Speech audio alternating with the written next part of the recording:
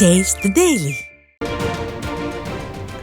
தேனி அள்ளிநகரம் நகராட்சிக்கு உட்பட்ட அம்பேத்கர் தெருவில் கடந்த ஒரு வாரத்திற்கும் மேலாக 15க்கும் மேற்பட்டோர் டெங்கு காய்ச்சலால் பாதிக்கப்பட்டுள்ளனர்.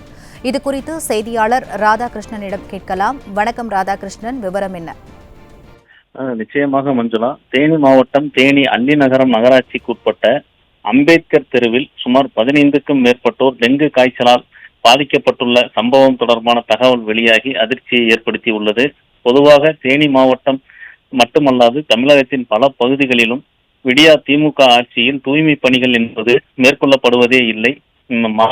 ஊராட்சிகளாக இருந்தாலும் சரி, பேரூராட்சிகள், நகராட்சி பகுதிகள் கூட குப்பை கூலங்களாகவே காட்சியளிக்கின்றன. மேலும் சாக்கடை கால்வாய்களும் தூர்வாரப்படாததால் கொசுக்களின் உற்பத்தி என்பது மிகவும் அதிகமாக உள்ளது. இதனால் பொதுமக்கள் கடுமையாக பாதிக்கப்பட்டுள்ளனர். அந்த வகையில் தேனி மாவட்டத்தில் தற்போது டெங்கு காய்ச்சல் வேகமாக பரவி வரும் தகவல் வெளியாகி அதிர்ச்சியை ஏற்படுத்தியுள்ளது. அள்ளிநகரம் அம்பேத்கர் தெருவைச் சேர்ந்த சுமார் 15க்கும் மேற்பட்டோர் கடந்த ஒரு வாரத்திற்கு மேலாக தொடர்ந்து டெங்கு காய்ச்சலால் பாதிக்கப்பட்டு தேனி அரசு மருத்துவக் கல்லூரி மருத்துவமனை மற்றும் தனியார் மருத்துவமனைகளில் தொடர்ந்து சிகிச்சை பெற்று வருகின்றனர். ஒரு சிலர் சிகிச்சை பெற்று வீடு திரும்பிய நிலையில் மேலும் பலர் தொடர்ந்து மருத்துவமனைகளில் அனுமதிக்கப்பட்டு வருகின்றனர். மேலும் காய்ச்சல் அறிகுறி உள்ள பலருக்கு இரத்த பரிசோதனை மேற்கொள்ளப்பட்டு அவர்களும் முடிவுக்காக காத்திருக்கின்றனர். முடிவுகளின் அடிப்படையில் டெங்கு காய்ச்சலால் பாதிக்கப்பட்டோரின் எண்ணிக்கை மேலும் அதிகரிக்க கூடும் என அஞ்சப்படுகிறது.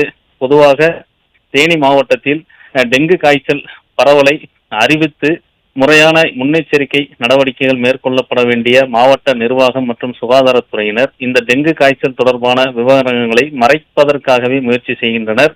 டெங்கு காய்ச்சல் தொடர்பான தகவல்கள் வெளியானால் தமிழக அரசுக்கு கெட்ட பெயர் ஏற்படும் என்பதால் டெங்கு காய்ச்சல் பரவலை தொடர்ந்து மறைத்து வருகின்றனர். அந்த வகையில் நாம் தற்போது அள்ளிநகரம் நகராட்சியில் சுமார் 15க்கும் மேற்பட்டோர் டெங்கு காய்ச்சலால் பாதிக்கப்பட்டுள்ள தகவலை சேகரித்துள்ளோம்.